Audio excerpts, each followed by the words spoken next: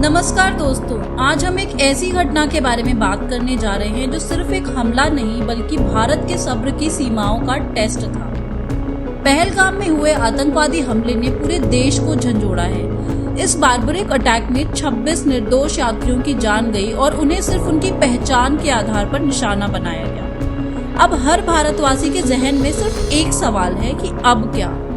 तो चलिए जानते हैं कि भारत के पास अब क्या क्या ऑप्शंस हैं पाकिस्तान से बदला लेने के लिए, डायरेक्टली या फिर इनडायरेक्टली। फर्स्ट, सर्जिकल स्ट्राइक 2.0 या फिर एयर स्ट्राइक। 2016 उरी अटैक के बाद भारत ने सर्जिकल स्ट्राइक किया था। 2019 पुलवामा के बाद बालाकोट एयर स्ट्राइक हुआ।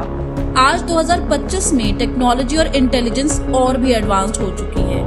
इंडिया फिर से पीओके या पाकिस्तान के अंदर ट्रेनिंग कैंप्स पर डायरेक्ट स्ट्राइक कर सकता है।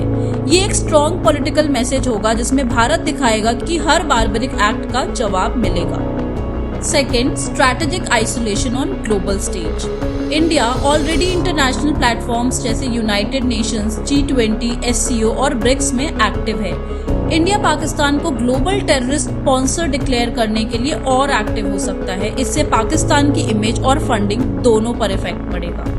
Third, financial blockades and FATF action. India FATF यानी कि फाइनेंशियल एक्शन टास्क फोर्स के जरिए पाकिस्तान को फिर से ग्रे या ब्लैक लिस्ट करवाने की कोशिश कर सकता है। पाकिस्तान पहले से ही IMF के लोन्स और डॉलर क्राइसिस से जूझ रहा है। अगर उस पर और इकोनॉमिक रिस्ट्रिक्शंस लगती हैं तो उसकी इकोनॉमी कोलैप्स होने की कगार पर पहुंच सकती है। फोर्थ, साइबर अटैक्स, नए युग का युद्ध। भारत के पास एक स्ट्रॉन्ग साइबर कमांड है। पाकिस्तान के digital infrastructure, banking, power grid, telecom, even military systems भी वल्नरेबल है। एक साइलेंट या डिस्ट्रक्टिव रिवेंज हो सकता है जिसमें बैटलफील्ड की जरूरत नहीं पड़ती। Fifth, satellite surveillance and targeted drone strikes. India के पास आज हाई रेजोल्यूशन सैटेलाइट्स हैं जैसे RISAT, कार्टोसैट, जो पाकिस्तान के बॉर्डर के हर इंच को देख सकती हैं। DRDO के ड्रोन्स या इंपोर्टेड इजरायली हेरॉन ड्रोन से टारगेटेड स्ट्राइक्स भी की जा सकती हैं बिना ग्राउंड फोर्सेस को भेजे। Sixth, legal war via international court of justice. India Pahalgam attack को लेकर इंटरनेशनल कोर्ट ऑफ जस्टिस में एक स्ट्रॉन्ग लीगल केस भी फाइल कर सकता है। इससे पाकिस्तान की सरकार और मिलिट्री एस्टैब्लिशमेंट डायरेक्टली लायबल बन सकते हैं अगर प्रूफ मिले। ये एक नॉन वायलेंट लेकिन लॉन्ग टर्म डैमेजिंग मूव होगा। Seventh, asymmetric warfare through covert ops. ये सबसे सेंसिटिव ऑप्शन है।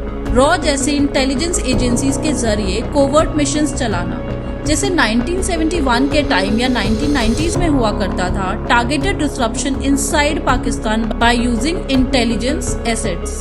ये ऑफिशियली डिनाएबल होता है लेकिन politically and psychologically devastating. 8, Indus waters treaty suspension. Bharat और पाकिस्तान के बीच 1960 से इंडस वाटर्स ट्रीटी चल रही है। अगर भारत इसे वायलेट करता है या वाटर फ्लो डाइवर्ट करता है तो पाकिस्तान के एग्रीकल्चर पर बड़ा असर पड़ेगा। ये एक स्ट्रैटेजिक प्रेशर पॉइंट बन सकता है बिना गोली चलाए। 9th, strengthening ties with Baloch and Pashtun rebels. Pakistan के अंदर ही कई अलगाववादी मूवमेंट्स हैं जैसे बलूच लिबरेशन आर्मी या पश्तून तहफूज मूवमेंट। इंडिया उनके साथ डिप्लोमेटिक या मॉरल सपोर्ट दिखाकर पाकिस्तान को अंदर से प्रेशर में ला सकता है। ये इनडायरेक्ट रिवेंज स्ट्रैटेजी है जिसमें भारत खुद इन्वॉल्व दिखाई नहीं देता पर असर गहरा पड़ता है। 10th, visa bans, cultural and sporting isolation. Pakistan के प्लेयर्स, आर्टिस्ट, सिंगर्स, राइटर्स सभी को भारत में बैन करना एक पब्लिक सेंटिमेंट को स्ट्रॉन्ग करने का तरीका है। इससे पाकिस्तानी सॉफ्ट पावर वीक होती है और ग्लोबल प्लेटफॉर्म्स पर उनका एक्सेस लिमिटेड होता है। एक सवाल, बदला या फिर शांति। लेकिन साथ ही ये भी समझना जरूरी है कि हर एक्शन का रिएक्शन होता है। भारत को हर कदम सोच समझ कर उठाना होगा ताकि न केवल बदला मिले बल्कि देश की सुरक्षा और सम्मान बना रहे बिना किसी फुल स्केल वॉर के रिस्क के। तो दोस्तों, ये थे भारत के पास कुछ पावरफुल ऑप्शंस पाकिस्तान के खिलाफ बदला लेने के लिए। क्या भारत को मिलिट्री एक्शन लेना चाहिए या साइबर और डिप्लोमेटिक तरीके ही बेहतर हैं? आपका क्या कहना है कमेंट्स में जरूर बताएं और अगर वीडियो पसंद आया हो तो लाइक, शेयर एंड सब्सक्राइब करना ना भूलें। जय हिंद।